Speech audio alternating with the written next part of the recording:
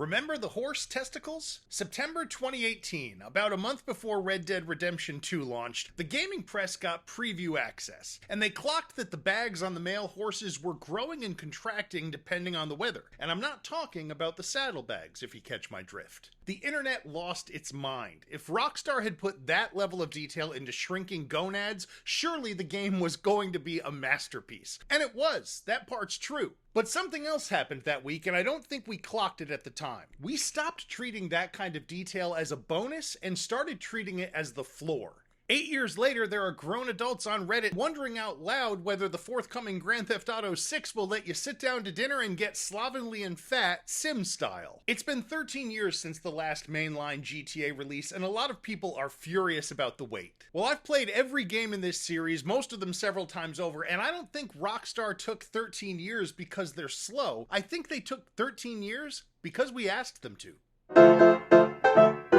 Hey, if you're new to the channel, I'm Owen. Welcome to the Friendly Xennial Gamer. Let me back up almost 30 years, because I was there for this first round of noise around this series, and I was behind a counter. In the late 90s, I worked at KB Toys, and when the original Grand Theft Auto came to PlayStation, my manager was very sensitive about making sure that we made sure that parents knew what they were buying. So we told them.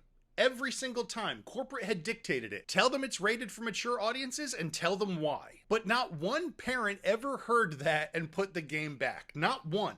They bought it every single time. What actually happened was that they'd get this look, this embarrassed sort of caught out look, and they'd buy it for their kid anyway. All we were doing was making people feel a little shame during their time at the register. And that sort of polite society pearl clutching wasn't even new. We'd already done this with Mortal Kombat and with Night Trap. There'd already been Senate hearings. There was already a ratings board created specifically because of that panic. And the whole time politicians and talking heads were scoring points off of it, you know what gamers were doing? A lot of them kids? Playing the games. Kano ripped a man's heart out of his chest. That was his fatality, and that was in arcades, in malls, and in front of everybody on their couch at home. It was all just hype. It was the same script as censors getting up in arms about topless scenes and cursing in movies. Like the movies were nothing but the boobs and the bad words. That failed to curb free expression in movies, and the software review board failed to curb free expression in games. But the thing about that noise, the thing that was different from where we are now, is where the noise was coming from.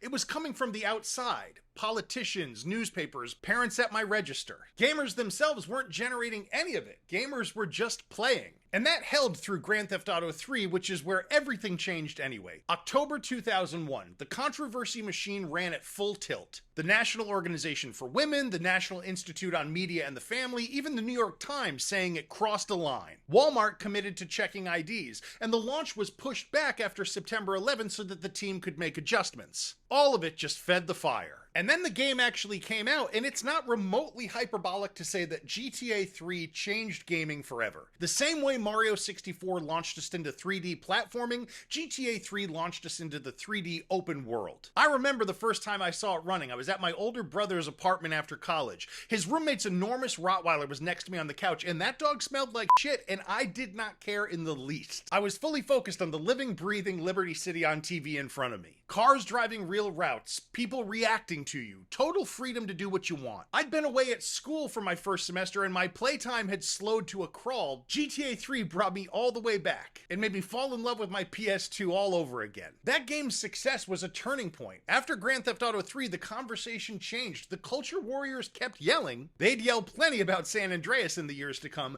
but for us gamers, the noise stopped being about whether the game should exist. It became about what Rockstar would do next, how they would push the experience further. I remember I saw the Vice City trailer, flock of seagulls playing over all that pink and teal Miami neon, and I was gone. Because GTA 3 had set an incredibly high bar, and Rockstar was standing there saying, same thing, but more and better. And they delivered. It was a voiced protagonist for the first time, and it was Ray Liotta. If you love Goodfellas and I love Goodfellas, that's a best case scenario. That's the moment the hype machine started for the gamers themselves. Rockstar raises the bar, gamers ask for more, Rockstar clears it, gamers demand more. It's a hell of a thing to run that loop for 25 years. But here's what's insane about this medium, and I don't think we talk about it enough. A movie from 1997 and a movie from 2026 are recognizably the same thing. Same with a novel, same with an album. them. But the original Grand Theft Auto was a bird's eye view mayhem game on a PlayStation, and GTA 6 is going to be a legit virtual world with weather systems and an economy and NPCs with actual schedules. Those aren't the same medium. They're barely the same species. No other art form has moved that far that fast these days, and it didn't happen by accident.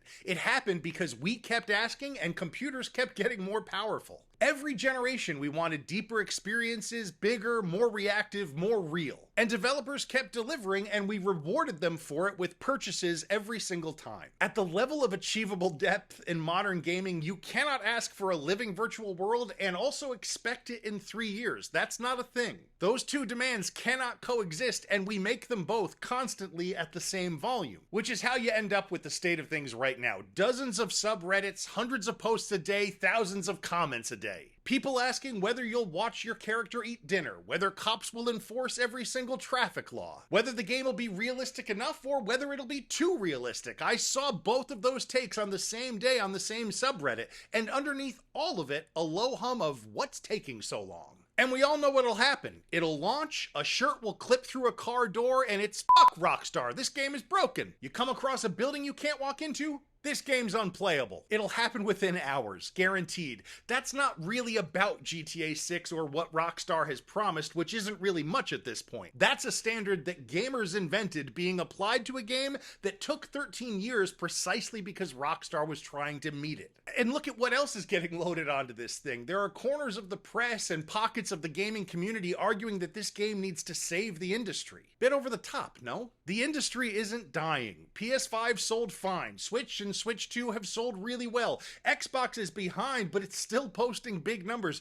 Gaming is changing the way it always has, and it doesn't need one game to rescue it. GTA 6 isn't going to sell absurdly well because the industry is on the brink and gamers are trying to give it one last gasp. It's going to sell absurdly well because it's probably going to be excellent. And the noise about the money is the same shape. Self-appointed consumer advocates want me to be angry that the base game is $79.99 instead of the usual $69.99, and they want me to be angrier that some Ultimate Edition content is exclusive even when it's just cosmetic and tangential. Well, I pre-ordered Ultimate Edition, and I don't feel bad about that, and nor should you. We're in a real upheaval around game ownership and physical media and pricing, and I take that seriously. I respect people who think this industry has gotten too anti-consumer, because in plenty of ways it certainly has, but I fight my consumer advocacy and my wealth inequality battles on the battlefield of political ideas, and I reserve my gaming hobby for fun and joy. So while the hype is coming from gamers instead of pearl-clutching family values groups now, none of the hype is really about the game. In 1998, the noise came from outside, from people who'd never played one of these games, and now it comes from us. We won that culture war so completely that games are the biggest entertainment medium on the planet now. And we turned all that energy around and pointed it at the people making the games. The call is coming from inside the house. Look, my expectations are still really high, and they've got nothing to do with a subreddit. Rockstar is the most consistent studio working, not flawless.